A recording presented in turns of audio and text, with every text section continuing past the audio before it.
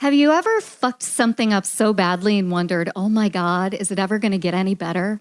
Hey everybody, I'm Laurie Ruettimann and welcome to a very special episode of Let's Fix Work. I'm thinking about building a community. I want to release bonus material to you, awesome people who support the podcast. And as an example of what you could hear, I'm going to tell you a story today. It doesn't paint me in a great light, but I think that's what this is all about. Sharing mistakes at work, sharing the lessons learned, and then growing and being better versions of ourselves tomorrow. So in that spirit, after the break, I'm going to tell you a story about how I failed to launch a tech company called GlitchPlan. Stay right there. We'll be right back with more Let's Fix Work. Work is broken. So is the way you think about it. Host Laurie Ruettimann is breaking things down so you can put them back together and make work something you can enjoy. Let's fix work together. With the Let's Fix Work podcast, here's Laurie. Welcome back, everybody. I'm Laurie Ruettimann. About 3 years ago, I was having an existential crisis. Now, to be fair, I have these crises every couple of years where I look inward and wonder, am I doing good work? Am I doing what I'm meant to be doing on this planet? Am I contributing and using my skills appropriately? And do I suck? Am I failing? I don't know. It's like something I do quite often. My friends are used to it. And so 3 years ago, I was having one of these moments, and a friend of mine introduced me to a concept called the pre-mortem. It's a simple concept. It's when you think about how you're going to fail before you fail, and then you work backwards to avoid it, to come up with some solutions so you don't screw up. So, for example, you might go see your parents this weekend, and we know the many ways that can go wrong. Somebody might talk about politics or criticize your life choices, or you might drink too much. Before you go see your parents, think about all the ways that you can screw that up and then make a plan to avoid failure. I love this concept so much. Like, I was just blown away. So I asked my friend, do you think this could be a product, either like a platform or an app or software? I don't know. This is just such a good idea. I want to tell all my friends about it. I want to tell my clients about it. It just makes so much sense to me. So my friend looked at me and said, well, I don't know if it could be a product, but if it could, and if it's possible, you're the woman for the job. So right there, my life changed in an instant. And I thought, oh my God, I have been doing the pre-mortem for 40 years. I just didn't have a name for it. But I was doing the pre-mortem as a kid, trying to figure out ways to escape a life that wasn't all that great. When I was 16 in 1991 in high school, I got pregnant and I thought through all the ways that it would be a bad impact on my life. I did a pre-mortem in college when I wanted to quit. I was the first person in my family to go to college, but I didn't really have a good understanding of what I was supposed to be doing, and it was so tough. But I flashed forward to a life without a degree, and I thought, I can't do that. I need to set myself up for success.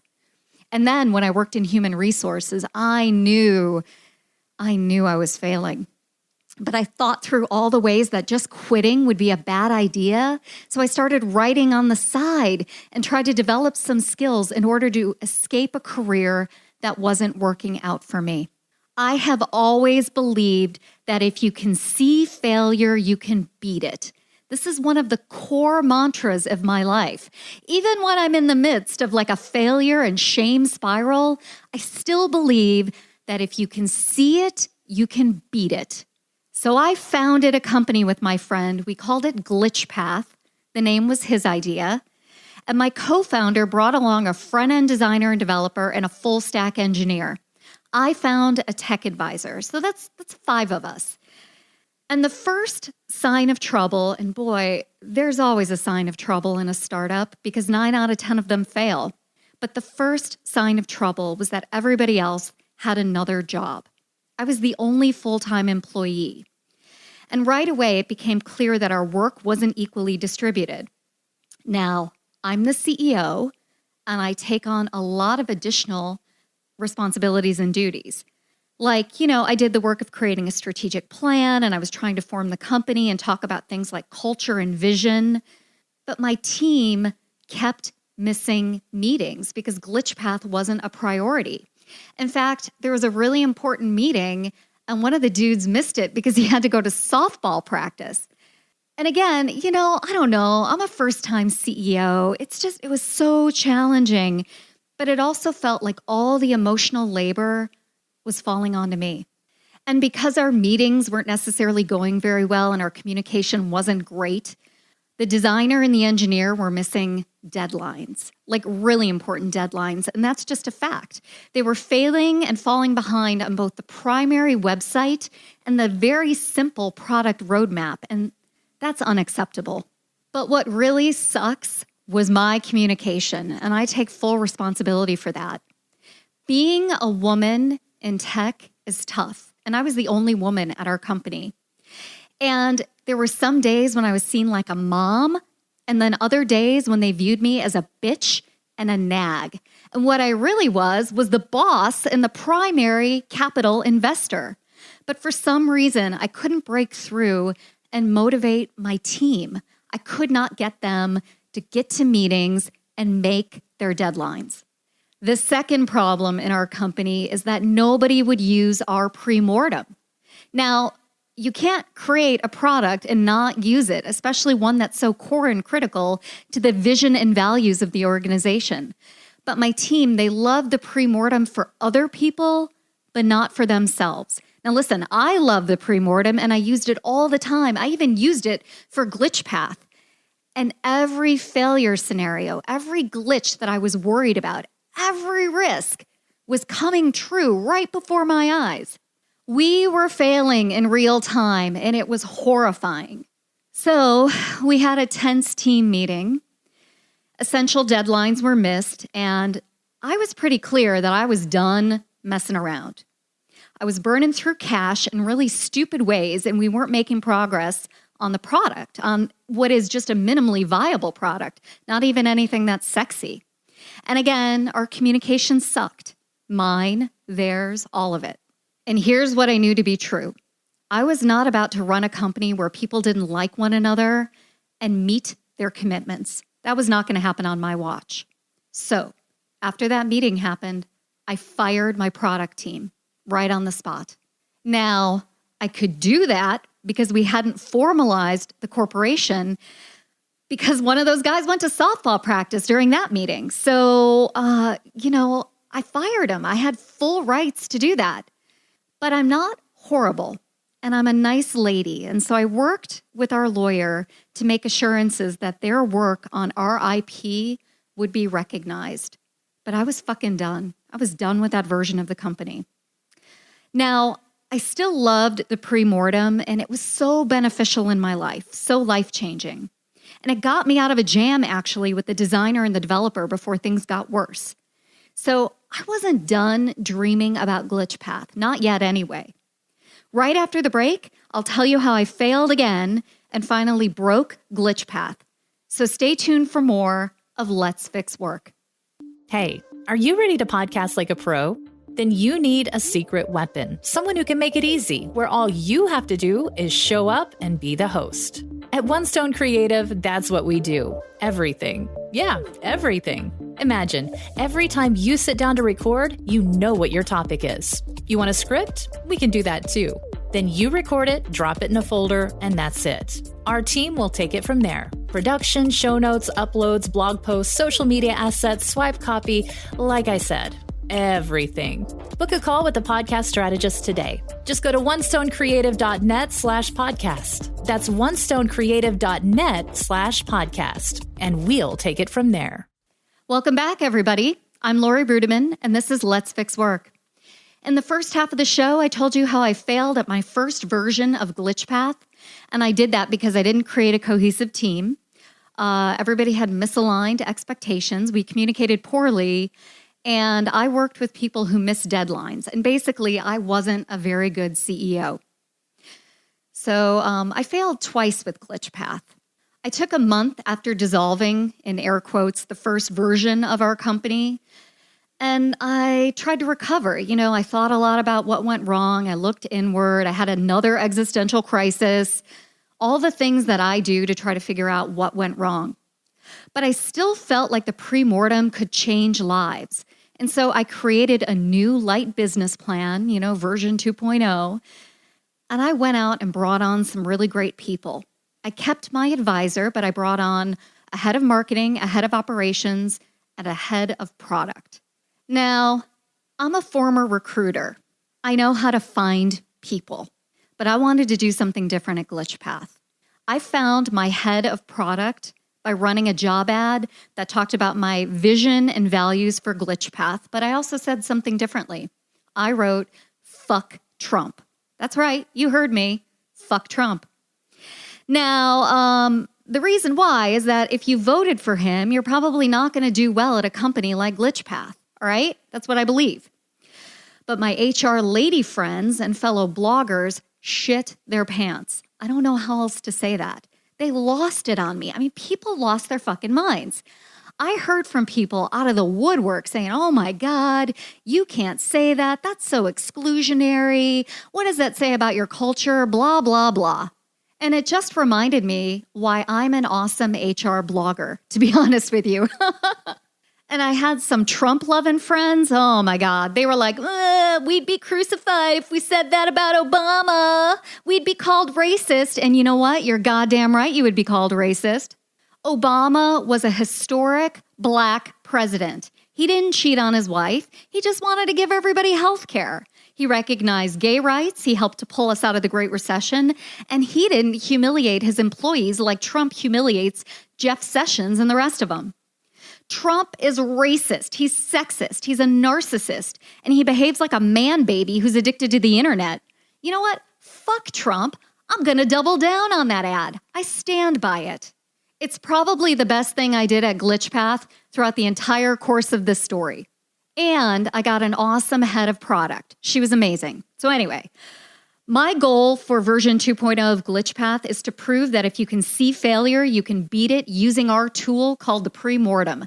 And I felt like this was possible.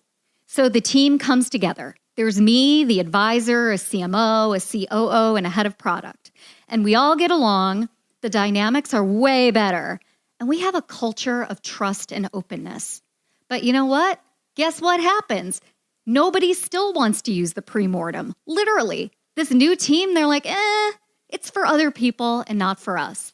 As we build the product, we use it a few times. And before we build the product, we do it via SurveyMonkey and Google Sheets and verbally in meetings where we all talk about how things are going to fail. And then we try to brainstorm ways around the failure before it happens. But nobody is enthused, which is so interesting and so meta and such like a telling data point, right? Hey, this is William Tincup, and you should know about the You Should Know podcast. It's a topical, fun podcast with Ryan, myself, and a guest, or guests, plural sometimes, and we tackle the most timely topics of the day. Give it a look, give it a listen, and subscribe. Thanks. This company fails if we don't use our own product rigorously and if we don't check our assumptions about success and failure right away. But I couldn't get my team enthused about GlitchPath. And here's the second problem. Nobody else wants to buy GlitchPath, literally. Through research and user testing, we discovered that there are two primary personalities in the workforce: strategic optimists and defensive pessimists. Strategic optimists always see the glass as half full. They are in it till the bitter end. Failure is not an option, and we need these people. We need them in human resources during open enrollment or when they're running payroll. We need them in marketing to believe in social media campaigns and Google AdWord campaigns, right? This is going to bring you in buyers. And we need them in manufacturing environments, especially when safety is an issue, because failure results in death. Failure is not an option. We also need defensive pessimists. We need them to run up and check that unbridled optimism from strategic optimists. And defensive pessimists see the glass as half empty. They're always looking for risk. They're always trying to figure out a way that things are going to go wrong.